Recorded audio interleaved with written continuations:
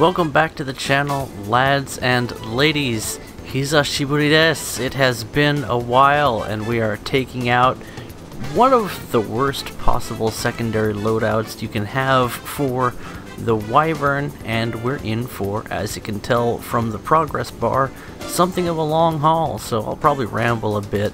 I just wanted to show this basically the entire match because it was an opportunity to play the Wyvern really the way the Wyvern is meant to be played, and it's one of the most unique metas in the game because the Wyvern really is, as I've mentioned before, a lot like a jet in a prop match, and it's not the 5-3 Era Comet.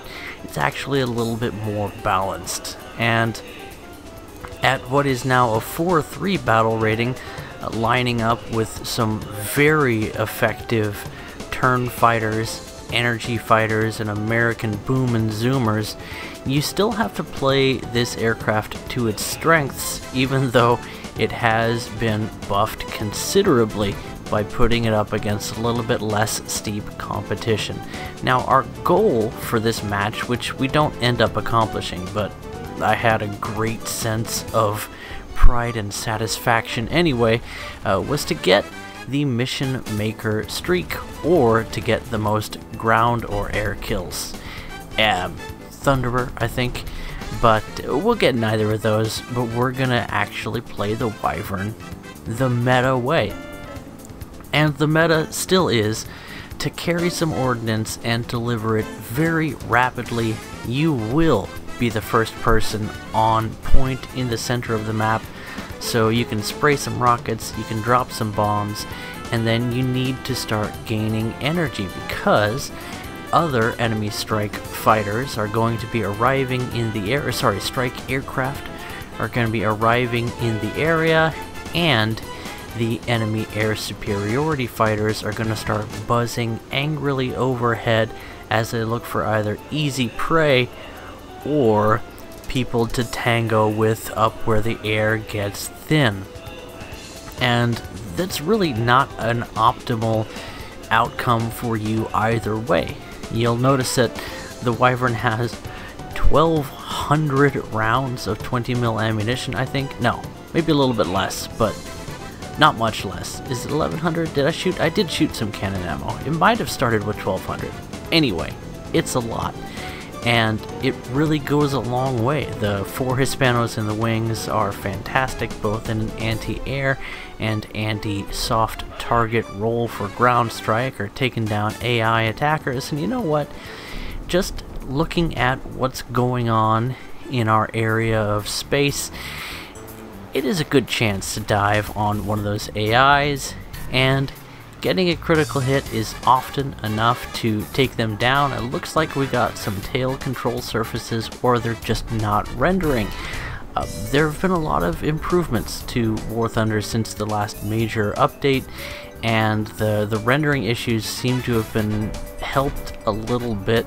The lowest resolution rendering, I don't know how else to put it, but low poly rendering has been a bit of an issue, particularly for the Wyvern in a few matches for me, but restarting the game client seems to have fixed the issue, so at least it's temporary. Worse things have happened. On the note of issues with the game, since we're just kind of chilling here, our goal is to keep our speed up and just kind of take advantage in the lull in action here. And we notice a low altitude P-47 probably chasing one of my teammates, so I'm going to go ahead and set up an intercept course that also tries to keep my speed up. Checking my tail, we do have a 0 diving on us. Now he's at almost he's at pretty much max speed for his airframe, and he won't be closing on me for much longer, so we're going to take it into a shallow climb. The 0 loses speed fairly quickly in a shallow climb, so when compared with, of course, aircraft that are built for high speed. And you can see that Zero-san knows that chasing a Wyvern is a waste of time. Those Japanese guns on the Japanese fighters around this tier, while they can hit hard at close range, they tend to just not have the ammo count to spray and pray or the burst mass to be highly effective at long range. And the aircraft are just so maneuverable and reliable and just a joy to fly that taking pot shots at a rocket speed Wyvern is just kind of a waste of time. But you'll notice that when we pull these maneuvers, we are bleeding massive amounts of speed, and that is a hallmark of the Wyvern. It's an incredibly stable platform at everything except low speed. It's fairly responsive, it's extremely powerful, but it is heavy as hell, and those big broad control surfaces really induce a lot of drag when it's maneuvering. So you burn energy fast when you're turning with this thing, even to the extent that you'll notice my maneuvers are very careful when I'm keeping my speed up in the Wyvern, even though we're down at 4.3, where you see things like the P-47s, which are still fantastic aircraft, by the way, even after adjustments that have been made to the planes over the years to make them a little bit less effective. Meta stuff mostly, but here you can see we want to avoid the head-on with the P-47, but we also want to keep our speed up, and we also want to make him turn a bit because he still has a decent amount of energy even though he's a P-47 on the deck. Those things just have an incredible amount of chug to their engine, but you can see he bled a lot of airspeed in the turn as well, and soon enough we're out of the range of his 8 spraying 50 cals, and those are, as I've always mentioned, not only my favorite setup for ordnance on a fighter, but they are definitely a system that you can spray and pray with. If you have the opportunity to shoot your shot against somebody that's inside of, say, 1.5 kilometers, and you can set a little bit of a lead and just kind of fill the air with angry metals, then it's definitely worth it to pull off in the P-47. But mission accomplished. You can see that our allies have taken down at least one of the people. The P-47 that was on my tail, you really don't survive long in a jug, low and slow. And the fact that we have some very maneuverable fighters on our team, as well as some German energy fighters, it really is a solid team backing up the Wyvern, and that's really where things are going to work out for me. Playing the Wyvern this way, which is just what you saw. You get somebody's attention, you come in with more energy than them, you don't overcommit, you don't maneuver, you get them to follow you on your tail, keep them low, and then eventually you can angle up and try and get them to follow and lose their speed, or they'll just stay at that low altitude trying to follow you in a pursuit, and your teammates will be able to dive on them. Now, a lucky hit on the Zero Co, and that is a Zero with slightly shorter wings that dives a lot better than your standard Zero. Those things can catch you in a dive surprisingly fast, and they can also dive to regain airspeed rapidly, along with their incredible turn rate at pretty much all altitudes you'll be playing in the game. You really don't want to... You do not want to be anything but the most careful against an A6M5 Co. Nice hits on the 410 for the first burst, and then potato for the second. Again, I was trying not to maneuver quite too much, setting up an attack on that AI, but yeah, I figured it'd be nice to pick up some score while I could, and we're at a decent speed, and we have enough altitude to do something stupid like go pick up a ground kill. The sky's a little bit quieter right where we are. It's a little bit harder to tell because there are AI aircraft in the area filling up my mini-map, and the way I have things set up, you may have noticed that I don't have names for players being displayed on the screen, and that just comes down to the fact that, well, I really don't need to know who they are, and most of the time. And also, it just makes things look a lot cleaner. There's so many things you need to notice in War Thunder that when I'm pixel hunting, I don't want, you know, Noob Slayer XX to be covering up some important dot that I mean to be looking at. So it's just a personal preference, but it does also mean that it's a little bit more tricky to tell. And you can see we do a little bit of a maneuver. We make the Zero Co commit to defensive maneuvering, which he pulls off very beautifully. Just the dance of that aircraft through the sky is gorgeous. But again, he doesn't have the guns, he doesn't have the ammo to spray and pray. Generally, they wait until they're inside of, say, 0.6 kilometers to open up, and if he does take a few pot shots at me, they usually run tracer belts as well, or something with tracer in them. The stealth belts for Japan are just absolutely awful.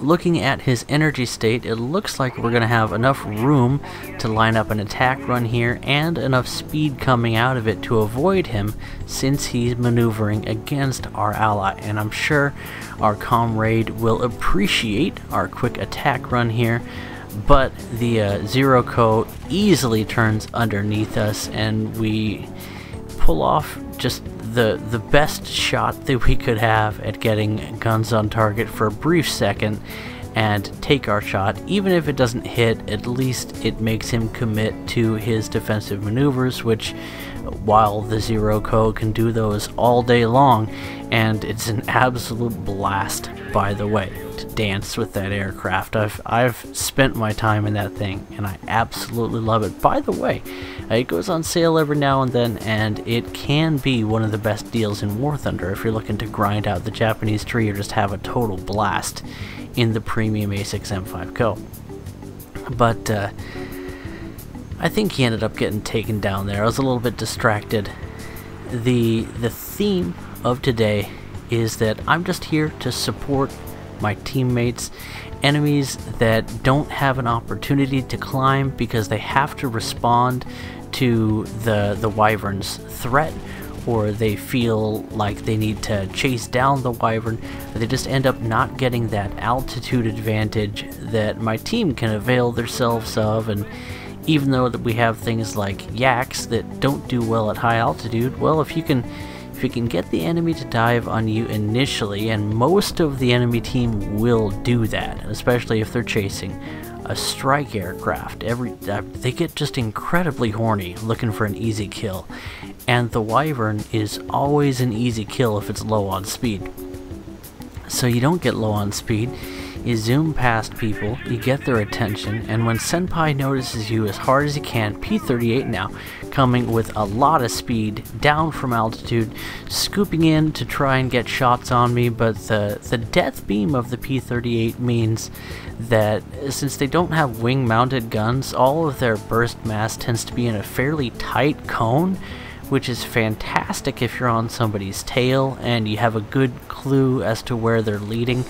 But it's less effective, in my opinion, in a head-on because your rounds just aren't spreading out to fill the possible airspace that your enemy could be in. You can see I took my shots with my wing-mounted cannons, and then I moved out of the way, which caused him to fly into that burst mass that's more spread out, but more versatile in a head-on because of that. The P-51 definitely got a jump on me there, but he just wasn't able to line up. He had every opportunity to get the kill there. The Wyvern can be somewhat tanky sometimes, but other times AI, SPAA with heavy machine guns will blow your wingtip off as you're flying away at 400 miles per hour. And that's not a guess, that's not an impression, that happened today. From a range of somewhere around 1 kilometer, so, you know, just hooray. At least it's not Ground Assault Arcade. You just gotta kind of like accept that those things are gonna happen sometimes, because those have been in the game for as long as I've been around, and you know what? They still happen every now and then. In any event, we've got 2 more enemies on our tail. We're spotting them for our team. We're dragging them out, and we're hoping to get enough separation. And I think we might go for an attack run here. We have a little bit of altitude we can trade for speed, but no, that Mustang is definitely coming in too fast. But maybe it's a good time to start living a little bit dangerously. Even if the Mustang takes us down at this point, we've done a good job of keeping the enemy engaged here at low altitude. Oh, well, that's not good. A P-47 at what looks to be around 3,000 meters, that can be a problem for our teammates. So I'll go ahead and ping him, just so that his altitude is displayed for everybody else, and they can be extra aware of what is definitely bad news and looks to be approaching me from a boom and zoom perspective. So you'd think what we want to do is keep our speed up here, or hug the deck and get as fast as possible, but we're really going to need some dive speed here if we're going to end up successfully evading this P-47. Now this is sort of the best counter, excuse me, for the Wyvern at this stage in the game. This enemy P-47 is definitely the most dangerous player, and he is definitely booming in for us. So we're going to need to pull some heavy evasive maneuvers. It looks like the Mustang is still with us as well. And you can see we did, what was that? A split S, and pulled a 180, which also causes the P-47 to need to pull some G's to stay on target. Gives the Mustang a chance to line up, and now we need to do some defensive flying. So we're dodging bullets at this point, and at any moment now we could get shot down, and we do take a burst from either the Jug or the Mustang, but we're still flying, thankfully, and the Mustang gets taken down. So that was the most dangerous part of the engagement, and that was a beautiful double kill by our teammate. That pretty much wraps up the action for this battle. You'll see a little bit more going on, but that was the Wyvern performing as intended. It's a meta in the game that I usually don't partake in, just because I'm not very patient anymore when I'm playing War Thunder. I want to get my daily tasks and my special task done and get back to paying attention to my kids, because there's only so many times you can tell your toddler, get away from me, I'm in an airplane, before she starts to take it personally. In fact, it's 0 times. You can't get away with that ever. So I just don't spend as much time playing the game anymore, and I miss out on the long game for these drawn out matches where you really get a sense of what the aircraft can accomplish if you play them properly. And because you're really counting on your teammates to have a presence in these matches, you certainly don't have the opportunity to play the Wyvern to its strengths all the time.